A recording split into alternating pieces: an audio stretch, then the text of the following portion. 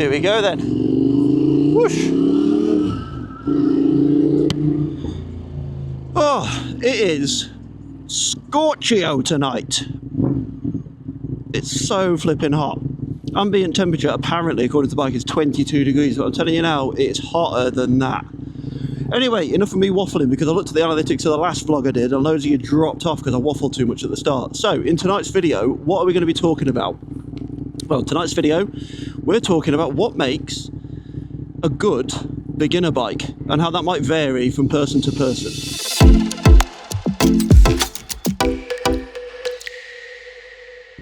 So we're going to go through a number of points, about 6 or 7 points, and we're going to cross off what I believe, in my opinion, makes a good beginner bike, and how that may vary from person to person, rider to rider, depending on our lived experiences and our build and our stature and our strength, and a whole range of different things. Because when it comes to bikes, not all bikes are the same, and not one size fits all. So the first thing I want to cover when we talk about beginner motorcycles is that term manageable power. People say that you're going to get tripping over my words. People say that a beginner motorcycle needs to have a manageable amount of power. Now, if you look at what the A2 license category limits you to, so what's that? Something under a bike that can only produce 96 brake horsepower or something like that, with a limiter on it that drops it to 40 something brake horsepower. I'll put the actual figures on the screen. So your A2 bike licenses, they kind of say, as you're young and inexperienced, this is all you're allowed. So you got that category. And then when you start looking at the named bikes for beginner bikes, things like your Yamaha MT-07 and your Triumph Trident 660, your KTM 390s and stuff like that, they all tend to have anywhere between 30 and 80 brake horsepower. That's their absolute limit, their absolute most. And I'm not going to sit here and say that that's not very much brake horsepower, because it is, if you've not got much experience or you're quite young and immature. So you can do a lot of damage with those performance figures. But what I would say is it's not about headline figures. Okay, so don't get too tied up in the fact about it's got XYZ brake horsepower or whatnot. What's important with a beginner bike isn't the headline figure of power, it's how that power is delivered. So you want a bike that is predictable, where the power delivery is smooth and accessible, and it doesn't make you have to either ride it at 9/10 of its ability all the time, so like a screamer, getting yourself right up into that 14,000 RPM rev limit to extract every inch of power out of it. You want something that's got a lot of grunt, get up and go, to get you out of sticky situations from a low down that torque curve rev range. So that's why things like V-twins, like the SV650 for example, that's why that bike, and arguably the Ducati Monster, that's why these bikes make such fantastic starter bikes. And it's the same for the CP2 in the Yamahas. So any of the Yamaha bikes, the R7, XSR 700, MT-07, they're absolute monsters for torque. They just absolutely have bags and bags and bags of torque low down, which is what you want from a beginner bike. You want something that's predictable and has that ability to just roll the power on and it just build it nice and smooth. It doesn't suddenly spike. It's a nice, smooth power delivery. So that is the first thing I want to cover when we start talking about manageable power. The next point that you want to be looking out for, people mention with a beginner bike, is something that's light and friendly and nimble.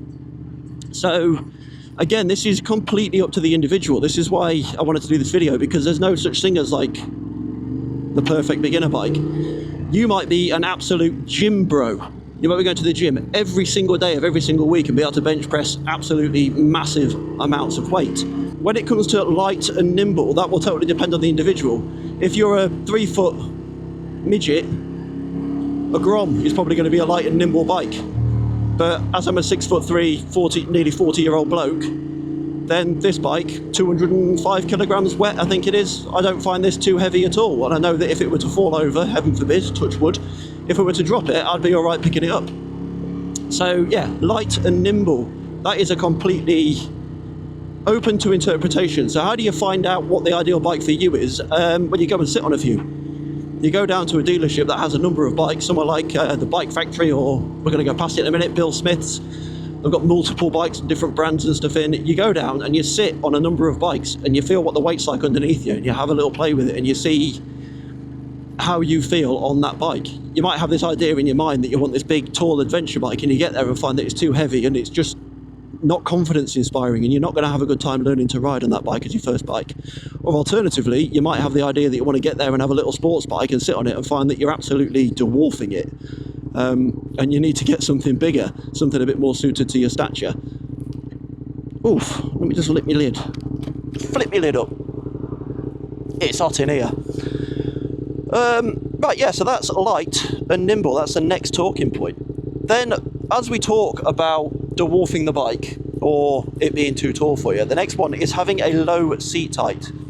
Now, many things that I read and researched and stuff when looking into this topic, and when I was shopping around for my own bike, was people talking about a low seat height and trying to find a bike around 800 millimeter seat height. And again, this is completely variable to the individual, because my wife, for example, she's like 5 foot something. She would struggle to get both feet flat on my bike, and the monster's only 810 millimeter seat height. Even if I dropped it to its lowest, I think its lowest is 785. Even then, I reckon she'd be a bit tiptoey, balls of her feet. Whereas myself, 6'3", and I'm 95% leg. I have no issue with it. My dad actually texted me yesterday when I sent him a picture of the bike, and he laughed at it, thinking it was a toy bike because I make it look far too small. So again, that's completely open to interpretation. So you're going to do your research. You're going to find out that people talk about making sure the seat height's around 800 millimeters, because that should hopefully give you the option to get both feet down. But what I would say is go sit on a few again. Go and try a few. There's Bill Smith's. That's what I was talking about. Those guys have got billions of different bikes in from different brands. But get somewhere like that. Sit on a few bikes, see what's comfortable, and work out what your ideal seat height is based on your build and your inner leg seam length. I love this bike so much. The reason why you want a bike where you can get both feet down is because it's confidence inspiring. Honestly, like I would hate to be on a bike, and it would have to be a very tall bike for me. I'd hate to be riding in an urban environment and not being able to put both my feet flat on the floor. You spend so much time stopped at traffic lights or manoeuvring through traffic or trying to filter through stuff, and just having that ability to control the bike better by being able to put both your feet flat when you come into a complete stop.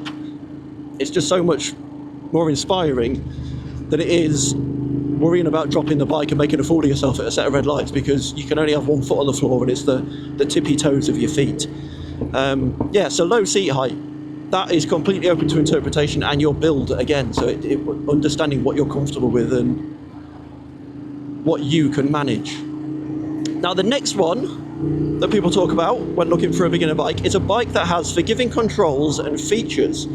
So you're looking for a bike that has things like a slipper clutch and things like ABS and various riding modes for bad weather. For instance, if you've got a bike that's got rain mode and it increases the level of traction control, etc. Those sorts of things are going to help you as a rider. Now there is an argument to be made that actually they don't make you a better rider because you've got this computer cutting in and taking control of you in dangerous situations. So you don't learn how to fix your mistakes because the bike's doing it all for you. And I do understand that logic. I totally get that logic. But as a learner, you can take on too much. So as I say learner, you've got your license. You're out there riding a big boy bike now. You've done your Mod 1 and Mod 2, but you're still categorised, in my opinion, as a learner because you're still picking up the ropes. There's a lot to learn after your test. There's a lot to learn about confidence and self-awareness, road management. There's like a load of different things that you pick up, clutch control, all that sort of stuff. There's a lot of things that you end up learning after your test that you have to hone those skills and really get better at. And I'm still learning. Like I'm not perfect when it comes to the way I ride my bike. I rely on the quick shifter a fair amount. That was a Ducati. It was nice. I rely on the quick shifter a hell of a lot, which means my gear changes aren't smooth, but I'm consciously trying to use the clutch more. But I like having the option of the quick shifter. And it's the same with things like ABS and stuff like that. I like knowing it's there as my little bit of a safety net on this bike. One day, who knows, I might buy myself an old 90s sports bike and take away those riding aids and learn how to ride a bike without them and get better. But before I jump on one of those, I'll have a good base, because I'll have spent a lot of time on this, and I'll have that foundation to work from. And then I can find out how to correct my mistakes and so forth, and hopefully that will then take me to the next level of riding, rather than jumping in at the deep end and getting on a bike that has absolutely no electronics, no rider aids and no safety features, and get myself in a sticky situation and have absolutely no idea what I'm doing or how to correct it and make things actually worse. So the next point on the list is something that is affordable to run. Now this is where I might have fallen down in many people's opinions, but let me tell you something. Whilst it's got a Ducati badge on it, it really isn't that bad. So you're going to start shopping around and you're going to start looking into motorbikes and what you think is affordable to run. And people are going to tell you all the JDM brands. You want to buy yourself a Honda, or you want to buy yourself I don't know, why can't I think of any brands? Buy yourself a Honda, buy yourself a Yamaha, buy yourself a Triumph. They're all cheap and affordable and accessible to the everyman. And I do get that, because yes, they are. They are cheaper to buy straight off the bat than a Ducati is. But your servicing costs and your maintenance costs and stuff aren't actually that much lower.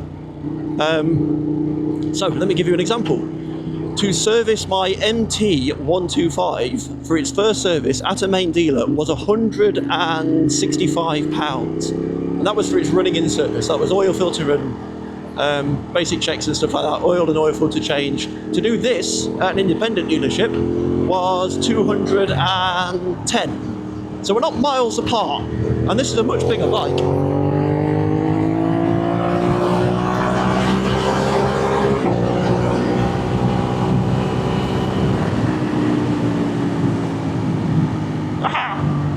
Now, what does affordable mean to you? And what does affordable mean to me? And what does affordable mean to the next person? And I mean, we're all at different positions and different levels in life, and ultimately affordability is completely relative to the individual. So buying a bike that is affordable can mean completely different things to every single one of us all over again. And you can't pigeonhole yourself based on someone else's, like, I don't know, what's the word, algorithm of what might be affordable. So you're going to see a lot of people saying, oh, for your first bike you probably want something that's like a Honda or a Yamaha or a Kawasaki or even a Triumph, because they're all affordable, they're all accessible, they're all cheap to run and maintain, and the insurance is low and they return good MPG, etc. But I mean, I'll tell you, I looked at all these bikes, and the Ducati Monster, the one I'm currently sat on, the reason I got this bike is because this bike was actually cheaper to insure than a Yamaha MT-07 or a Yamaha XSR 700. And I couldn't get insurance on the 900s, it just wouldn't touch me on them. Which is all down to the fact that those bikes that I've just mentioned are all beginner motorcycles. And what do most beginners do? Statistically, beginner motorcycles are more likely to be crashed, stolen, modified dodgily, poorly maintained. They're just bikes that, as from a statistics point of view, insurance companies look at and go, oh, that's a bit risky, which means the policy goes up. So with that in mind, when you're looking around for a bike that is affordable, set yourself a budget that you're comfortable with, and don't be scared off by some of the more premium brands, because the premium brands do have entry-level bikes like this. So, I mean, I've had someone called, you know, the old saying with the Porsche Boxster, it's the poor man's Porsche. Well, the Monster is technically the poor man's Ducati, because it is such a affordable, friendly, entry-level little bike. It returns good MPG. The insurance for me, where I live, at my age, with my riding experience, which at the time of buying it was 18 months on a 125, they insured me for £450-ish for the first year. And that's gone down actually this year. So it's now like, not much, 430 something pounds. So it's not a huge saving, but it is a saving. So don't pigeonhole the beginner bikes and start putting off that dream bike, because you might be able to skip the beginner bike and find yourself something like this that you're much happier with and you'll keep for a lot longer, and that you're not going to end up wanting to change and lose a load of money on 18 months later. So yeah, when it comes to affordable to run, there's a few things to consider. So the next point that I wanted to cover was finding a bike that holds value. And this one is like, overlooked, I think, by the majority of people, because they'll go for the bikes that they believe, like I say, all the ones that you go on YouTube and the big YouTubers and stuff preach about, and I'm not saying they're wrong, because they're good bikes and they are correct, and they've probably got more saddle time than I have. So when someone says to you, buy an MT-07, it's not just because that's what the salesman said, it's because that's what 99.9% of the journalists and the people, the experts and stuff in the field are saying to go and buy. But the thing with buying something like an MT-07 and going out and buying it new is it's going to depreciate like a rock. You're going to lose a lot of money on that bike straight off the bat. So as soon as you ride it out of the dealership, you're going to lose a load of money. And if you're on a finance deal like PCP, you're going to lose a load of money when you want to get out of it. And there's a whole thing to like look at there. So my little bit of advice, you don't have to take it if you've got your heart set on a dream bike with warranty and finance and cheap monthly payments, etc. And it's the easiest way to get onto a nice new bike that's, like I say, got warranty and got a service plan and stuff with it, then fine, you crack on, you do that. I'm not going to tell you how to live your life. But what I would say is when you look at used bikes, you can often find stuff where the depreciation has mostly been done. And every mile you put on it isn't going to cost you pounds and pounds and pounds. And if you maintain the service history right and you look after it properly, then you're probably going to get most of your money back. You're looking to try and recoup as much of that money as possible. Now I'll tell you that on my particular bike I did spend $6,995. I bought it from a dealership in Blackburn called Yules. They provided a 12-month warranty with the bike when I bought it. It had a full service history. They serviced it and did the belts before they dropped it off. It had an issue when they dropped it off. There was a problem with the way it was running and the map because of the exhaust. They then took it back, fixed all that, had it remapped by Ducati, and then brought it back to me completely free of charge. But it's the least they could do really when I'm given nearly £7,000. Yeah, so they really did look after the bike and they did a good job of it, and I know this bike's history, and it's as a result of that, and because I've kept up with the history and the servicing and the maintenance, and I've done a few little nice mods and stuff to it myself, and the additional protection from the crash bumps and stuff, because of all that, I know that I could probably get 90% of the original value of this bike back. And I've had it for getting on 16 months now, and I've put about 4,500 miles on it. So yeah, I know that I can get most of the value back in this bike in its current condition. And that's important to me because it means that when I want to swap it, when the time comes to change my monster to a different bike, I've not lost a shed load of money, and I'm not back to square one trying to save up and scrimp and save and get that money together to buy the dream bike. I'm able to go in, get a good deal on the bike that I've got, get a good price for it, and then go off and get onto my next bike, whatever that might be. So that to me is worth its weight in gold, having thought about the bike's future value and how it should hopefully hold more value than the likes of your MT-07 and your Honda, whatever they might be, CB650Rs and stuff. That's why I'd always go for like a brand like, I don't know, Aprilia, for example. That's another good one to think about. KTMs as well, to be fair, they get a bad rap for their reliability, but looking at the used price of some KTMs, they seem to hold their value quite well.